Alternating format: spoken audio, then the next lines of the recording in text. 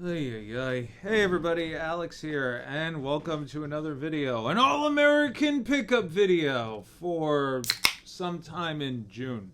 Um, Essentially, I realized looking at the last pickup video I did, I obviously didn't include everything. I'd kind of been spreading them out based on just when I have a stack of stuff and I just want to put it away since I'm not really holding myself accountable for any particular month. But somebody did mention, it's like, wait, so you didn't get Unicorn Overlord? Yeah, I did. It's just I completely forgotten. It's been put away. So it's not here, but consider it bought. Today, this is more of like a mix match of stuff, and there's also some controllers in here. So right off the bat, I did pick up a copy or a set of the Switch Online controllers. Obviously, this is because of the NES Championships thing that they're putting out in July of the year of our Lord 2024. And it looks fun. It looks cute. It looks almost like an NES remix thing. And my wife and I really enjoyed that. So when I showed her the trailer for the championships, she was like, oh, cool. It's like the other one. So are we going to get it? And I was like, yeah, of course.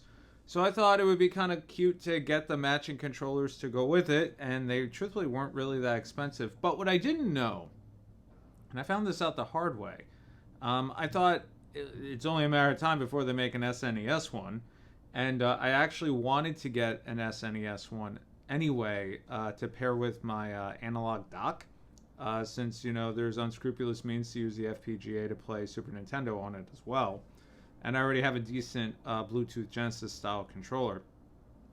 You can't buy these controllers at the Nintendo World Store physical location in New York. They actually tell you to go on mynintendostore.com and order them. I was like, that is so backwards, considering they share the same stock. And even the dude told me, he's like, yeah, there's time. I mean, it all comes out of California and Washington anyway, but there has been times where they actually reach out to the store if there's a shortage or just for the purpose of fulfillment. But he was like, yeah, we only have the demo units, like for the display purposes. Everything else you have to order online. So luckily with these, it actually put me over the free shipping. But at the same time, buying these combined with the SNES controller at the same time was just too much money for what it was. So I decided I'd just wait for that and see what this is. But I did try these, and if you're on the fence about them, they feel just like the real freaking thing. They look strange on the Switch itself, and they don't feel really great as a handheld controller option. But if you're going to play the Switch Online NES-style games, they're actually really good. And I've been having a hell of a time trying to pair them with my AVS and, my other FPGA resources, just because they are in essence Switch controllers, while the SNES ones are technically Bluetooth controllers. So if you were thinking about using them for that, there's tons of people that have managed to do it, or at least have claimed to do it, because I have not been successful with any of the methods they've given.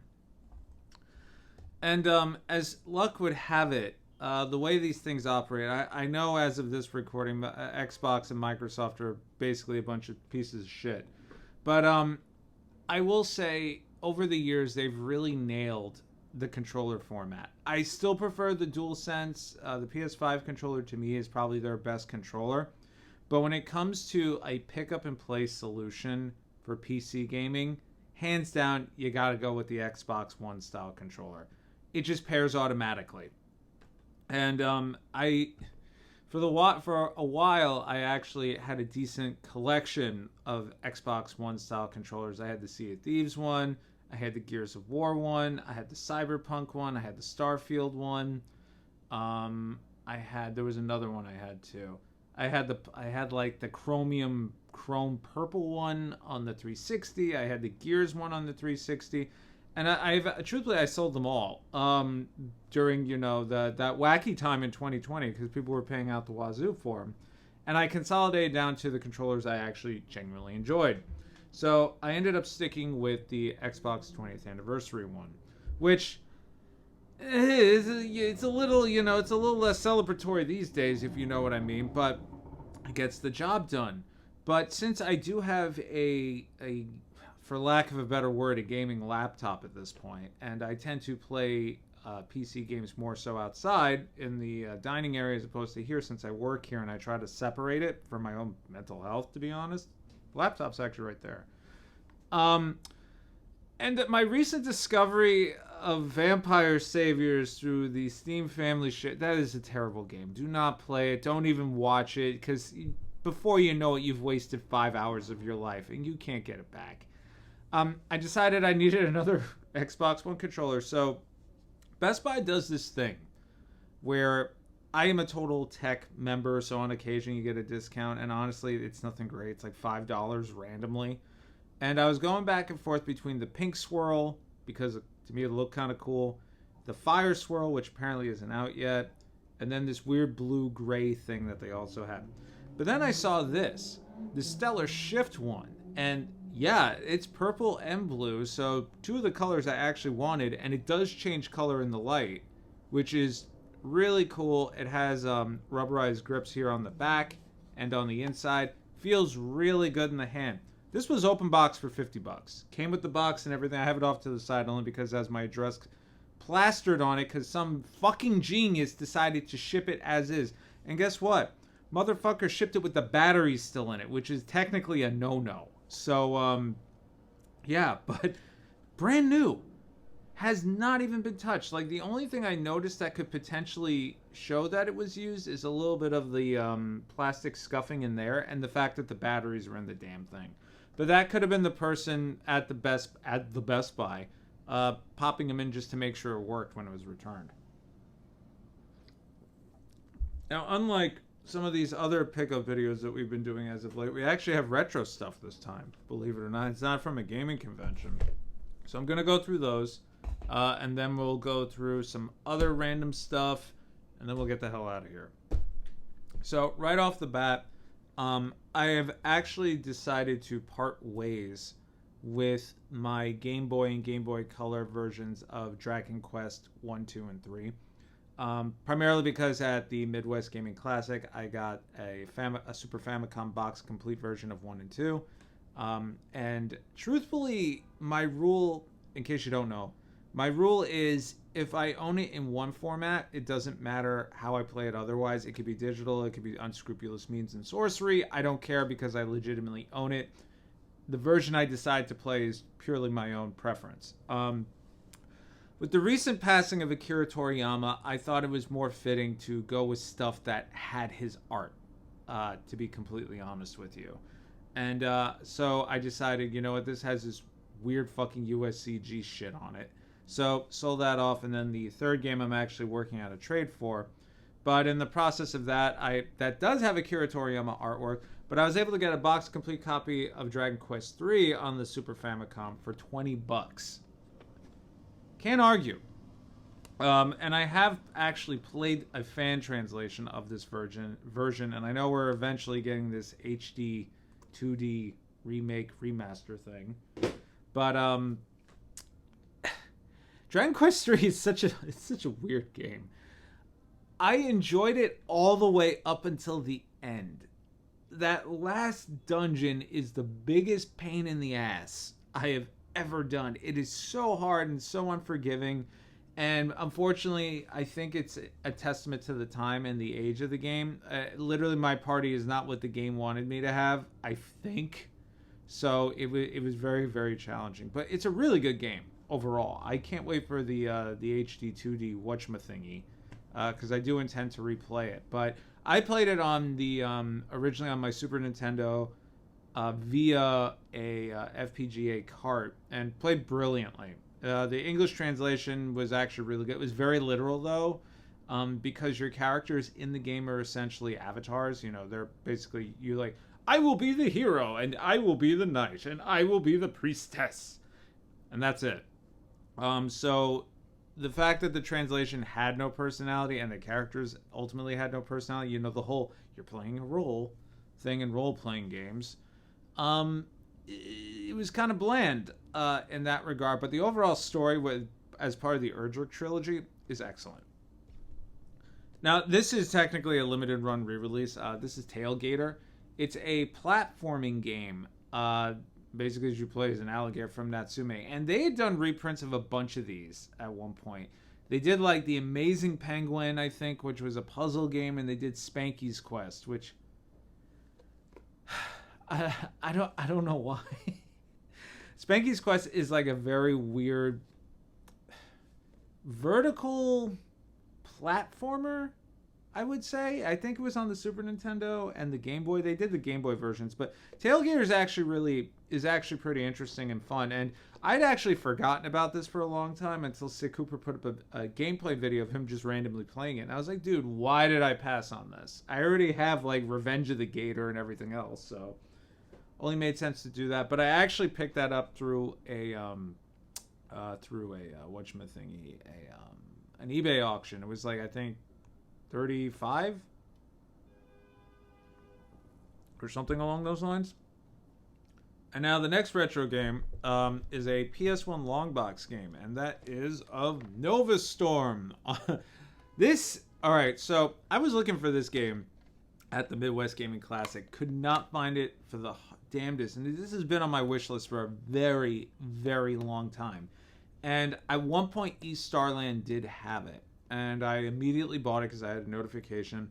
And then maybe an hour later, they emailed me saying they made a mistake, and there actually was no manual. It was just a long box. And I was like, oh, okay, I don't need it. And then maybe 2 or 3 days later, I guess I found the manual because I got another notification, and I checked and it said complete.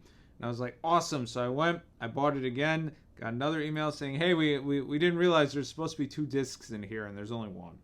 So, yeah, that went away again. Then I got another notification saying there was no manual, but I guess they found the disc. I don't know.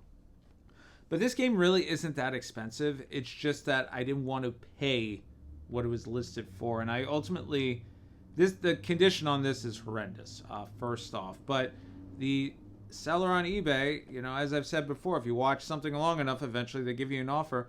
He actually offered the markdown price listed on here of $14.99. Down from, I don't think he originally had 54. That's the KB Toys price tag. I think he had it for 35, but he knocked it down to 14. Box complete, obviously. I'm going to go about getting me some replacement cases from Limited Run anyway, because I do have to do some cleaning up on some of my Sega Saturn stuff.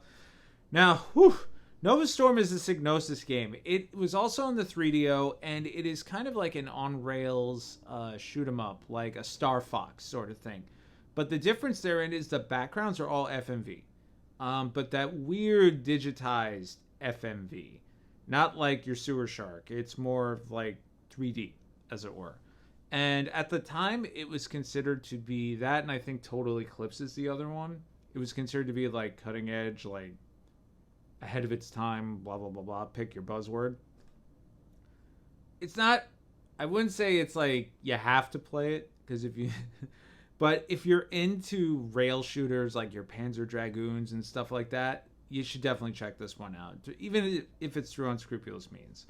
I don't think it was on the PC. I know it was on the 3DO, but I think it was on something else too, but I can't remember.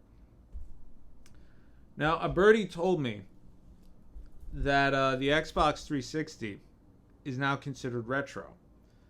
And a birdie also told me that people are now buying Xbox 360 games because of FOMO. And Alex, in all of his infinite wisdom and market research, is not immune to FOMO. But he is able to exhibit restraint. And he is able to fish out what he is actually interested in playing and looking for, as opposed to just buying everything. Believe it or not. So, I have a stack. That probably fucked up the mic. But I have a stack of 360 games and one OG Xbox game in here. Now, I purchased these all online. And I do tend to use websites that may or may not use US currency due to exchange rate to save me a couple of bucks. And something I've recently discovered is, if you're like me and you like to use PayPal for everything, the PayPal exchange rate for different currencies most of the time is not as good as your credit card company. So if something comes out on PayPal, for instance, says this will be $70, if you switch it to Visa or Capital One or MasterCard or whomever it is, it'll actually show up on your statement at like 67, 68. Every little bit counts, okay? So, leading off, we have Odomedius Excellent. This is a sort of Gradius style game from Konami. This came out on the Xbox 360. I believe the special edition came with a body pillow for whatever reason. I am not a big Gradius fan, but I do remember when this came out, this was like bargain bin clearance liquidation nonsense all over the place. And all my buddies back in the glory days of the YouTube gaming community picked it up. Like Point Blank Games, Games of War, all those guys. And everybody was like, it's basically pervy Gradius. It's not really a necessary play, but at this point, it hasn't been ported to anything else. And if I ever do want to experience whatever this is literally the only way I can do so. Next up, we have the Cursed Crusade. This is an Atlas game that unfortunately has been delisted from everything, including Steam and PS3. I'm not entirely sure why, considering I don't think there is anything that's licensed in here.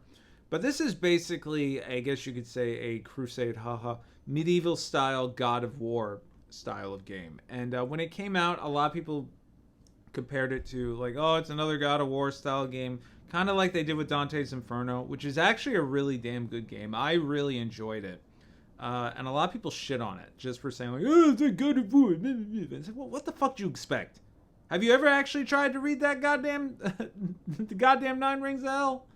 Or whatever the hell it's called, Paradise Lost? Have you ever tried to read it? It's rough. It is very rough. Visceral Games did a good job. Not a great job, they did a good job. Anyway, I was looking into this. I saw it was delisted everywhere. Steam, GOG, and I was just very surprised, and I couldn't figure out why. But this particular website I was looking at, they had it for like, I think, $15, box complete. And by chance, I saw a video from RNG Gamer, and he actually recommended this game. So I was like, all right, I trust his opinion. He and I tend to link up on a few things. Next up, we got Anarchy Reigns. Now, my rule usually is if it's a Japanese studio, I have to get on the PS3. But I remembered from back in the day that the PS3 version of this Platinum Classic, allegedly, runs like horse shit on the PS3. So I went with the 360 version. And plus, it was also $9.99. This is basically like a battle royale game. I mean, you can see Max from, not Mad Max. Is it Mad Max? I forgot his name. Shit. Mad Jack? Jack Mad? It was on the Wii. Anyway, it's a Platinum Journey, and it's basically over-the-top action. And this is back when Platinum was making games not on a bi-monthly basis, and they actually had time to develop these things. A lot of people said the multiplayer was really fun. Obviously, there is no multiplayer now. But a lot of people have just said, like, it's your typical over-the-top action for Platinum. And I may have bought this. I didn't buy this day one when it came out because that's when they started to get middling reviews, like 7s, which were still good. And it went on ultra liquidation clearance really fast on all platforms, and just never went around to getting it. And eventually I was just like, you know what, with all this flim flam, I think it's just time to do it, because they're not going to re-release this. They're not going to HDify it. Next up, we have Clive Barker's Jericho. Now, ironically, this has been delisted from everywhere, but the other Clive Barker game, I think it's Undying, is not. Or at the very least, I own it on GOG. This is a first-person horror-ish shooting game from Clive Barker. I would much rather prefer to play this on a PC using a mouse and a keyboard. However, through my searches and through my rules, I have to own it legitimately first. So thus I now own it. Never really paid attention to any of these Codemasters FPS games, because Codemasters to me is always a racing company. But a lot of people have said, if you're into like the early 2000s, like, hey, we're trying to do survival horror in an FPS style, like your Fears and whatnot, you should really check this one out. But a channel I watch, I think it's GG Man Game Lives. He reviews a lot of FPS games. And he's like, the combat is fun, the powers are fun, but it's so freaking nonsensical. Next up, we have Gladius, which is a gladiatorial RPG from none other than LucasArts, believe it or not. Now, this was released everywhere, and I do believe this is backwards compatible on the Xbox Series S. But even with the stupid store closing, I know that as of this recording, they put some stuff on sale. Fucking put the lot on it. Get your 99 cents out the door tax. Come on. Seriously. Anyway, wanted to pick this up. I do believe it works on the 360 anyway. But I've been looking at this for a while. I mean, it's a tactical RPG. You can't miss. Famous last words. Now, next up, we got one Switch game. This one's obvious. Paper Mario Thousand Year Door. I did play this on the GameCube, and as Nintendo is going back into their catalog and re-releasing all these classic games for the old people to buy them for the 5th time and the young people to play them for the first time, I can't help but wonder why there is no definitive version at all. Like, ever. I can't figure out how that's a thing. So this is a ground up remake, which somehow makes it 30 frames per second. I usually wouldn't give a shit about that, except for the fact that, if you're unaware, Paper Mario is very much a button input based combat system. You jump, you land, you hit the button. You jump, you land, you hit the button. You time it right, you hit the button. You tap, tap, tap, tap, tap. Same thing with the N64 one. Same thing with the Wii one. All excellent games. I'm not necessarily sure how this is going to function at 30 frames per second because it's a turn-based battle system, and even back in the day when I played it on the GameCube, it did feel slow, to be completely honest.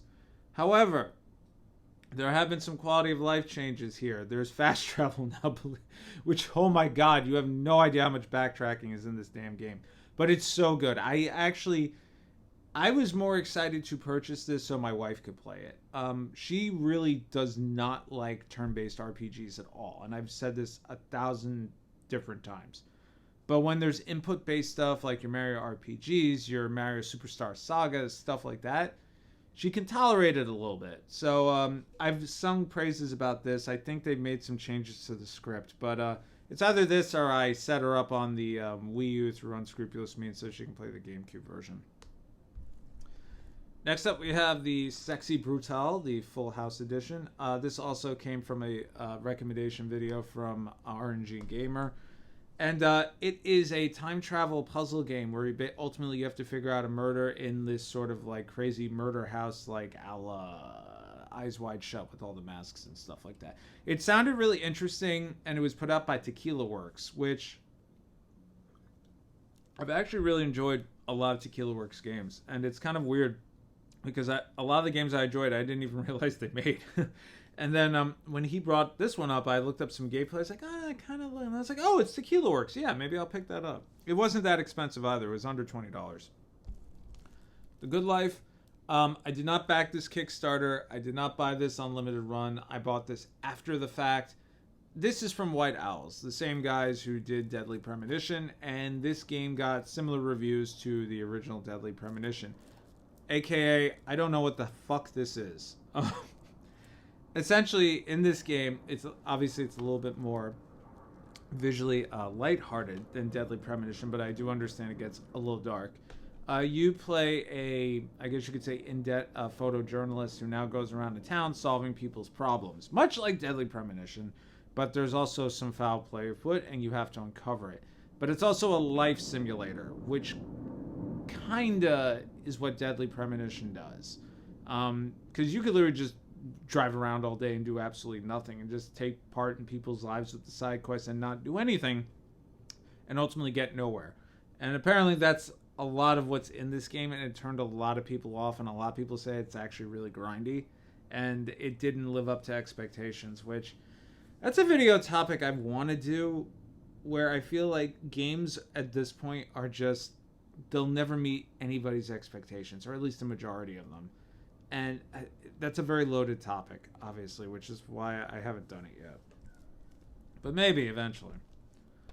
Eterna Noctis. This is a Metroid-style game that came out some time ago, and I got this through PlayAsia. I was basically just waiting for it because they've been randomly putting stuff on like Ultra Liquidation clearance sale, and this finally hit. I think this was like 19 or 14.99, so I grabbed it amongst some other stuff, which I showed in the last pickup video. Obviously, I forgot this one, but this is.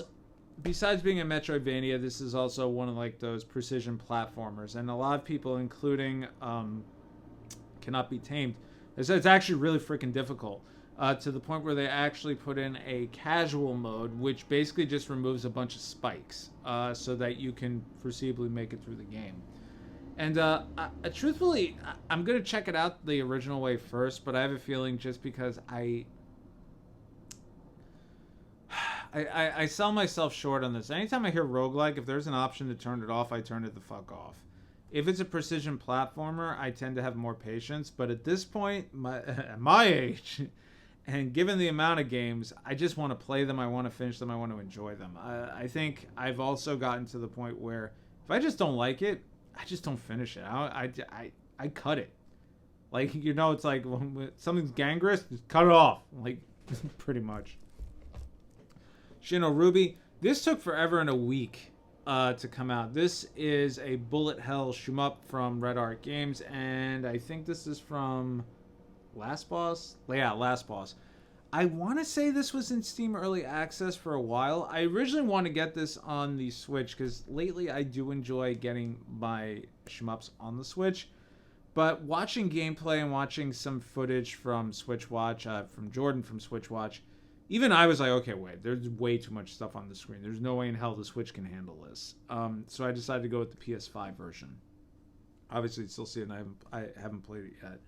I've been meaning to, but at least as of this recording and trying to get through more of the leap year games, a bunch of shooters found their way into the category for this month. So this will eventually get played probably sooner rather than later. And then the last one, this one I just came in, is Slave Zero X. This is a side-scrolling beat-em-up. Basically, it acts as like a prequel sequel to Slave Zero, which was a obscure game on the Dreamcast that nobody played. It is on GOG. If you are interested in playing it that way, you can, of course, play it through unscrupulous means, as you would. I did have it as a kid, Slave Zero, that is. And I want to say I couldn't beat the first level. And it wasn't due to lack of trying, it was due to lack of effort. But me seeing gameplay of this, it looked really cool, it looked right up my alley, it looked very Japanese, super hyper stylized, very gory. Unfortunately, when it came out digitally originally, apparently on the Switch it had problems in terms of performance. And it's kind of unfortunate because it's like even the 2.5D shit can't do it anymore. At least on the Switch. So thus I've been really leaning into the PS4, PS5 lately, and even converting a bunch of my games from the Switch to the PS5. The latest one to fall victim to that was Dead Cells, actually, because that Castlevania content, as good as it is, man, once you get to the last parts of it, it just, in a game like that, it hurts, literally. And that game, I refuse to turn the roguelike off because it's probably the most accessible one. But what can you do? Anyway, I've been Alex, and I'll see you all in the next video. Take care.